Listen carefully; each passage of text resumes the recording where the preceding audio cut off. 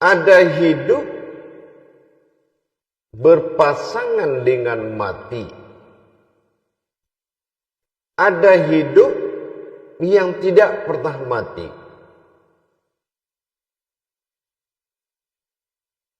Ini juga harus kita bisa memilah-milah. Manusia adalah kodrat yang hidup dan memiliki kehidupan sendiri. Manusia bukan memiliki kehidupan alam dunia, tapi manusia memiliki kehidupan sendiri. Apa kehidupan manusia itu? Kehidupan manusia itu adalah hidupnya Allah.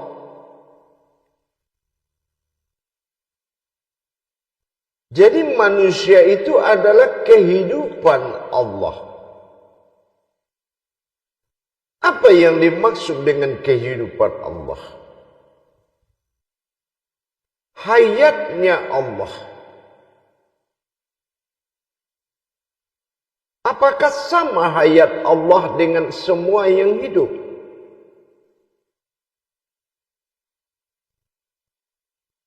Hayat Allah apakah sama dengan hayat sekalian alam?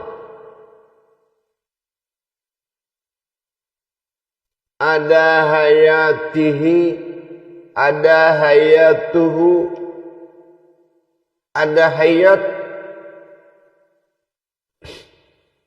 Apakah itu sama? Apakah memang kehidupan manusia itu adalah sesuatu kehidupan atau hidup?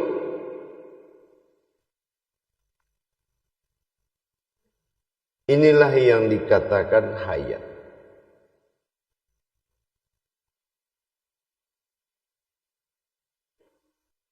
Di dalam hukum kehidupan ada yang hidup, di dalam yang hidup ada yang menghidupkan. Hayat, hayyun, qayyum. Yang dikatakan hidupnya Allah ini adalah hayat, bukan golongan dari ruh.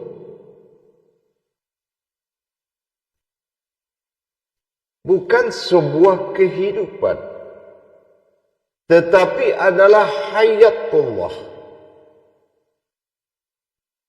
Apa yang dikatakan hayatullah? Orang yang hidup dari kekuatan wujud Allah, berwujud pada yang hidup, bermaujud pada kehidupan dalam satu kodrat. Ini adalah mengandung arasnya Allah. Arasnya Allah yang akan bangkit dikala seseorang menunaikan hakikat kepada Allah. Sehingga timbullah hidupnya Allah, yaitu yang dikatakan ruhani. Hidupnya manusia itu bukan hidupnya ruh, bukan hidupnya napas, tetapi itu adalah kehidupan kemanusiaan yang berhayat kepada alam. Tapi manusia adalah hayatnya Allah. Apapun yang dilakukan seorang manusia kepada Allah dengan pelaksanaan hakikat, maka dia telah memperpanjang hidupnya, menghidupkan dirinya. Dia beribadah, menghidupkan dirinya. Dia berilmu, dia menghidupkan dirinya. Dia beramal, dia menghidupkan dirinya. Karena hidup manusia itu adalah hayat dari Allah. Manusia itu hayat. Hayat adalah sifat ketunggalan Allah. Sifat ketunggalan Tuhan dalam berwujud kepada Allah, dalam berkodrat kepada Muhammad. Ini adalah ketunggalan. Boleh ada batin, boleh ada sir, boleh ada nur, zat.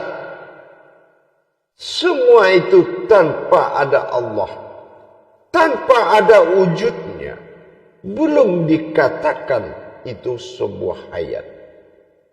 Belum dikatakan sesuatu itu hidup.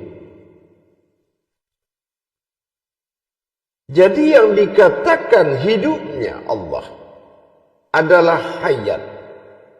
Hayat itu adalah sesuatu yang tidak bersekutu kehidupannya dengan apa yang dinobatkan dalam ciptaan terhadap makhluk dan alam. Mendapatkan hidupnya Allah, hidup di matanya Allah, adalah hidupnya hakikat pada diri. Hidupnya di mata Allah, hidupnya hakikat pada diri. Hidup hakikat tubuh, hidup hakikat diri, hidup hakikatnya rohani, hidup hakikatnya batin, hidup hakikatnya zat Allah, hidup hakikatnya sir Allah, yaitu hayat.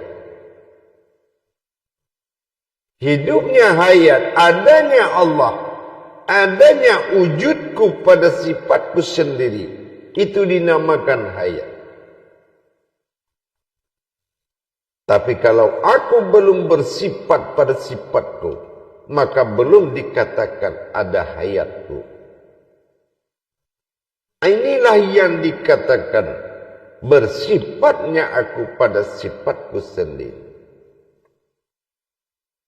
Jadi apapun yang kita lakukan, semua adalah menghidupkan diri. Menghidupkan diri dengan mewujudkan wujudnya Allah yang akan bermaujud pada diri. Itu yang dikatakan hayat. Itu yang dikatakan hidup.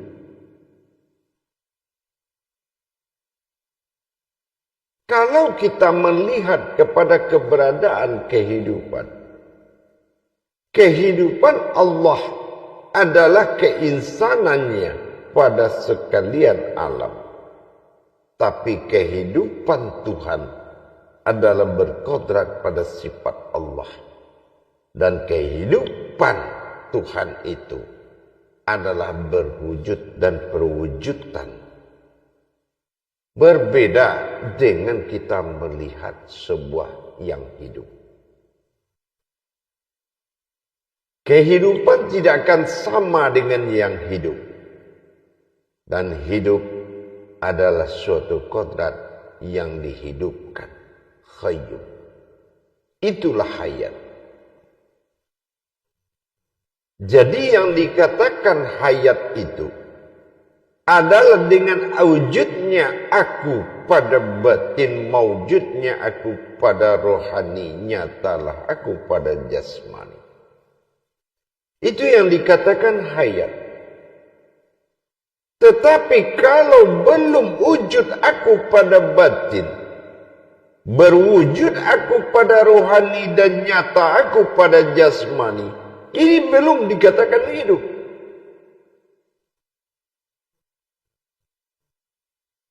belum terlihat yang tidak pernah dilihat itu, berusul kepada tidak terlihat, berawal pada rasa, maka terlihat pada yang nyata. Ini yang dikatakan hayat.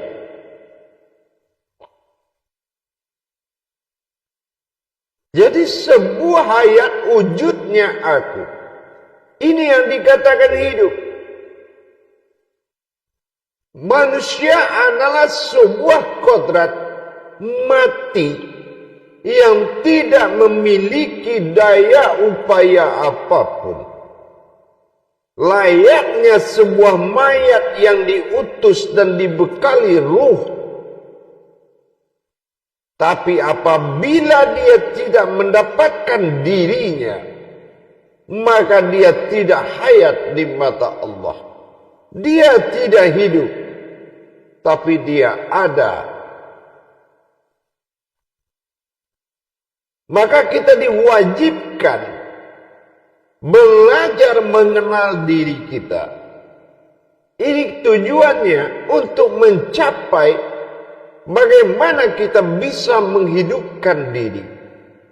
Karena diri ada di dalam diri. Apa yang dimaksud diri dalam diri? Berdirinya sebuah diri bernama tubuh. Didirikan sebuah tubuh karena ada diri berdiri dalam tubuh. Di dalam yang berdiri itulah yang adanya sebenar-benar diri. Inilah yang dikatakan hayat. Tidak berurat, tidak berdarah. Itu yang dikatakan hayat. Kalau kita belum bisa mendapatkan nilai rahasia kerohanian kita kepada Allah, maka kita belum bisa mengatakan diri kita hidup, tapi hanya sebatas sebuah kehidupan. Kalau ibarat dalam satu rumah, termasuk peliharaan kucing, burung, itu kehidupan, bukan hidup. Manusia adalah sifat bagi Allah, yang mana dia hidup dari sifat, dan dari Allah bersifat. Itu yang dikatakan hidup. Jadi kalau kita menjalankan hakikat Allah, sesungguhnya kita telah menghidupkan diri kita, yaitu batinnya Allah disebut dengan nafs.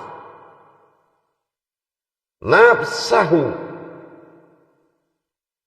diriku.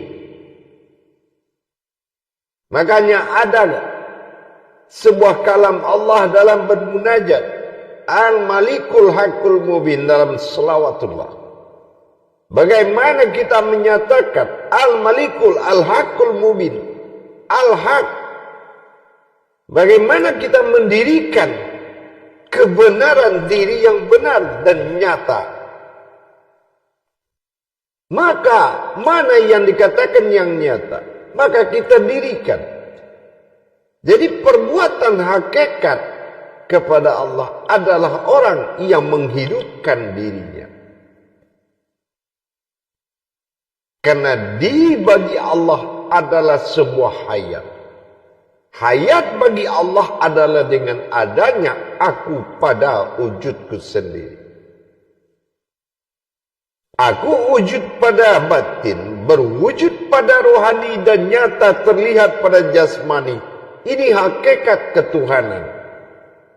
Sekali lagi, hakikat ketuhanan. Hakikat ketuhanan adalah diri. Nafs. Untuk dasar marofa nafsahu, untuk mendapatkan warokah rabbahu. Bagaimana kita bisa man arafa nafsahu wa qad rabbahu? Tentu dengan kita mendirikan dan menghadirkan keakuan.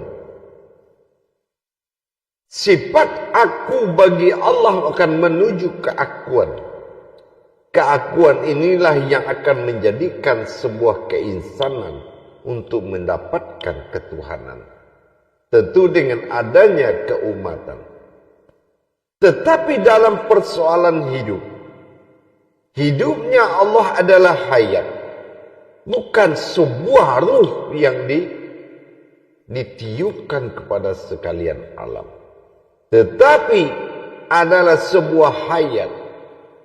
Hayat dengan adanya aku berwujud pada sifatku, maka bermaujud pada kodrat. Itu yang dikatakan hidup. Jadi kalau kita belum menjalankan hakikat hidup hayatnya Allah, maka dikatakan itu belum hidup. Orang yang hidup dalam hidup adalah tujuan utama. Kalau kita tidak mencapai nilai hakikat, bagaimana kita bisa menjadi sebuah hidup, sebuah ruhani yang terbit dari sirnya Allah? Maka belum dikatakan itu hidup. Manusia itu belum dikatakan hayat bagi Allah. Belum dikatakan hidup di mata Allah. Kalau dia belum melaksanakan perbuatan hakikat yang melahirkan kehidupan dari wujud hidupnya rohani. Bergejolaknya sir pada batin mewujudkan batin dan mewujudkan sebuah nilai zat. Zat inilah yang akan berwujud pada nur. Nur inilah yang akan hayat pada jasad. Ini yang dikatakan dengan wujudnya aku pada batinku.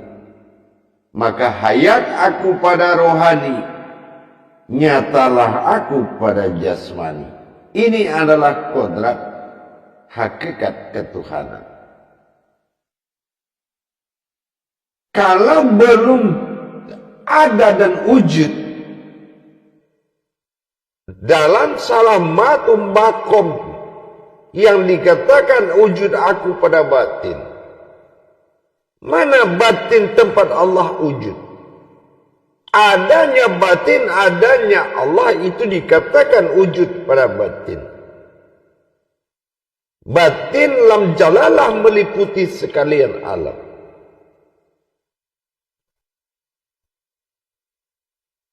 Disinilah terjadinya hayatnya Allah. Berdirinya wujud Allah. Sir alif natijah. Berbentuk nur kasih terlihat alif nyata. Hayat pada titik dalam wujud kepala manusia. Menandakan sebuah pertanda. Manusia itu adalah sebuah pertanda tentang wujudnya Allah. Yaitu adanya Allah. Kalau manusia itu belum menjadi sebuah pertanda, dia belum bisa memperlihatkan kalau dia sebuah pertanda dengan adanya Allah. Dan bergerak hidup dan hayatnya Allah. Maka ini belum dikatakan dia menjadi kehidupan Allah yang mana hidup dia itu adalah sebuah kodrat yang menghidupkan. Ini belum dikatakan hayatnya Allah. Karena hayatnya Allah itu dengan adanya Allah. Ini yang dikatakan hidup. Semua manusia diciptakan dari mayat. Laksana Adam diciptakan dari tanah. Itu namanya diciptakan dari tanah. Maka disebut dengan kodrat mayat. La haula wa la quwata illa billah. Tapi barang siapa yang mencapai titik nilai batin yaitu disebut dengan nafs atau diri, maka dia telah menjadi hidupnya Allah dan berwujud dalam kehidupan Allah yang ada di antara dua kehidupan langit dan bumi. Ini yang dikatakan diri lam jalalahu. Inilah hayat. Hayat adalah adanya Allah berwujud pada diri. Yang mana diri lam jalalah bukanlah sifat tapi batin yang bergejolak dengan aras. Aras berwujud kepada alif sir pada batin ini disebut dengan hayat. Kalau belum nyatanya ada Allah pada batin, berwujud Allah pada rohani, nyata Allah pada jasmani, ini belum menyatakan hidup. Ini kodrat, bukan sifat tapi kodrat. Sudahkah kita menjadi kodrat hayatnya Allah? Kalau belum kita menjadi kodrat hayatnya Allah, ini belum hidup namanya. Dia itu masih mati di mata Allah. Dia masih mati di mata Allah. Hidup di mata manusia belum tentu hidup di mata Allah. Karena hidup di mata Allah itu adalah hayat. Hayat adalah sesuatu yang hidup yang tidak bersekutu, yang tidak bersekutu dengan apa yang dikatakan di langit dan di bumi, dan tidak bersifat berurat dan berdarah. Ini adalah hayatnya Allah. Sudahkah di tubuhnya ada yang dikatakan zat? Sudahkah di wujudnya sudah dikatakan batin Allah? Sudahkah di nyawanya sudah berdiri sirnya Allah? Kalau dia belum menjadi pertanda menandakan wujudnya Allah pada diri, masih berupa tubuh dan penglihatan jasad, maka dia belum dikatakan hidup. Inilah hayat. Rahasia hayatnya Allah bertajalli di dalam diri, dan diri adalah penampakan hayatnya Allah. Ini yang dikatakan zahiru fil batinu. Zahir manusia itu adalah penampakan yang batin. Apa yang dikatakan penampakan yang batin? Yang dikatakan penampakan yang batin, ini yang dikatakan amruhu, suatu batin yang terlihat. Inilah hayat yang awal dari seluruh yang ada itu disebut hayat. Allah bukan sebuah hayat, tetapi Allah memiliki hayat. Apa hayatnya Allah? Adanya aku. Itu hayatnya Allah. Tapi belum nyata adanya aku pada diri, belumlah menjadi hayatnya Allah. Maka kita harus berusaha. Bagaimana kita bisa mengenal diri? Mana diri yang dikenal? Sampai pada masa mengenal sesuatu yang berdiri.